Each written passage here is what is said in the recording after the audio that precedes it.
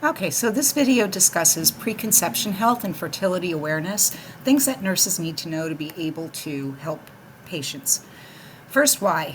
When people know better, they do better. If you know how your body works, you can make intelligent, informed decisions.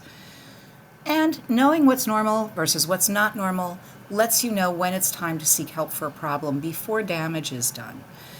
People may or may not want to become parents, but they should have options to preserve their fertility if they need that, and they need to know how that process works. Intelligent family planning helps people pursue educational and economic opportunities that they might not be able to if they have a mistimed or unwanted pregnancy. Contraception also prevents unnecessary abortions. It almost goes without saying, if you have a highly effective form of contraception and it works, you're not going to terminate a pregnancy. It allows for control of health conditions before achieving pregnancy. If a male or female partner has an illness, they're less likely to conceive at all, but if they do conceive, you want for lifestyle behaviors like smoking or drinking alcohol to be, avoided. You would like to optimize certain conditions like diabetes or hypertension. And it also helps people space their pregnancies for better outcomes. The ideal spacing, according to the experts, is 2 to 5 years. Now, people make decisions for all kinds of different reasons, but 2 years lets the body replenish its stores and allows for, time for the newborn to breastfeed, etc., for that full year that they recommend. Okay, now what do we do when we counsel people about their fertility and family planning? Patients need to know how their bodies work, factors that protect fertility, factors that can damage fertility. And they need to know how to optimize pregnancy outcomes by getting into good health before they achieve pregnancy. It can help people prevent unwanted or mistimed pregnancy, which can be devastating for some people. Maybe not everybody. Some people are okay with a surprise baby, but that decision should be informed by knowledge. And they should know when to seek expert help for their reproductive health. Different methods of contraception appeal to different people, so when you're counseling people, get a good history and try to feel for what they prefer and need in a method of contraception. If they are against artificial contraception, you're going to make a different choice than somebody who really needs a highly effective, long-lasting form of contraception that minimizes human error. So you need to be able to obtain that history and then counsel them about what might work for them so that they can make an informed choice. Some methods of family planning are not safe for some patients. For example, if you have a history of blood clots or you're a smoker over 35, you should not be taking anything that contains estrogen. And we'll get into that with each specific method. And the nurse also counsels patients who should be referred to specialist care. For example, if you have cystic fibrosis in your family history, you should be referred for genetic counseling. If you have been trying to conceive for more than a year, you should be referred to fertility specialists. And if you have diabetes, you could be referred for an endocrinology consult and an ophthalmologist, other people as appropriate. So factors that promote fertility: maintaining a healthy weight. A lot of people do not realize that obesity hampers fertility. All of those reproductive hormones are stored in body fat and can create an imbalance. There are some hormonal conditions that cause people to be obese. Being underweight and malnourished also sends signals to the body that this is not an ideal time to bring a baby into the world, and so can, be damaging to fertility. An adequate diet: when the body is well nourished, it optimizes fertility. So you want a diet that's low in refined carbohydrates, those white flour, white sugar, very processed foods, and you want it to be higher in the good things: antioxidants, omega-3 fatty acids, folic acid, B vitamins. They are all associated with higher rates of fertility in people. That does not mean that eating junk food is contraceptive. It's just that, if you want to tip the balance in your favor of conception, eat a healthy diet. Moderate exercise also helps the body be able to carry pregnancy. People need education about the timing and frequency of sex. It should be every other day during a woman's fertile period, and we can teach them the signs of ovulation so that they know when that is. Age under 35 for women, and I should alter that to say age under 40 for men, associated with higher rates of fertility, although women do conceive after the age of 35, and men do father children well into their 60s in some cases. But if you want your chances to be optimal, those are the ages that you want to consider. And avoiding exposure to any toxic substances, drugs, alcohol, cigarettes, environmental exposures like lead or asbestos, viruses, sometimes like mumps, can impair male fertility. Steroids, anabolic steroids, not the kind you take for asthma, but the kind you take for bodybuilding over a prolonged period of time, can hamper fertility in women and in men. Okay, factors that hurt it. We kind of touched on it.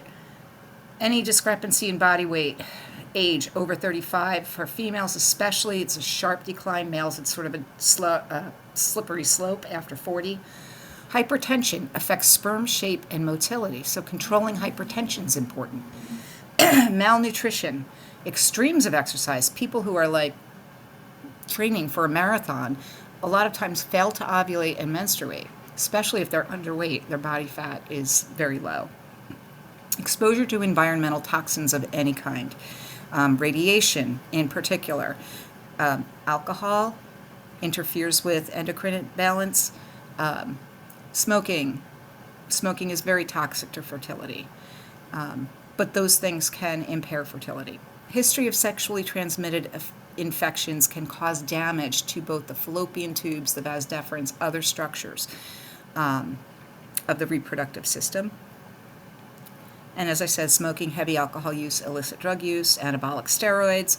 And then there are some genetic or other conditions like cystic fibrosis makes cervical mucus very thick and it scars the vas deferens so sperm cannot be transported. Turner syndrome or 3X chromosomes, usually those women are infertile. Endometriosis is a condition where the uterine lining grows outside of the uterus. A bicornuate uterus is a deformed uterus in which you have two horns. That can impair fertility. Scarring of the fallopian tubes or history of ectopic pregnancy, because you may have to have a tube surgically removed. It will cut your chances in half. If you have both tubes removed, obviously, you would most likely need to have IVF in order to have a successful pregnancy. Thyroid issues. Very common to have subclinical thyroid, hypothyroid or hyperthyroid. That interferes with the hormones involved in childbearing. Polycystic ovarian syndrome, a very common disorder, becoming increasingly more common. It's a cluster of symptoms, and usually you'll see like an increase in androgens or male hormones in a biological female. And that will cause hair growth, it will cause failure to ovulate, it will cause truncal obesity, acne, things associated with male hormone.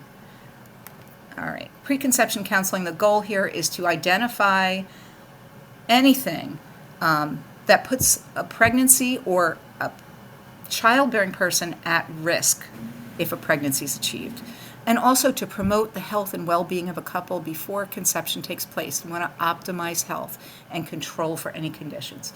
So it might include referring them to, let's say, an endocrinologist to treat that PCOS, or diabetes, or controlling hypertension. You might have to modify medications. Somebody who has epilepsy and takes an anticonvulsant medication may need to be prescribed a different medication. Somebody who's HIV positive may need their treatment plan altered. Some medications are what we call teratogens. Teratogens are something that interferes with human development anywhere in the pathway from embryo to newborn. You might want to modify social determinants of health and lifestyle behaviors, and that's the time to do it. First question that you would want to ask, are you planning to become pregnant in the next year? If they say yes, that's the time to go full out on health promotion. People should be taking a vitamin with folic acid. We should be teaching people the signs of fertility.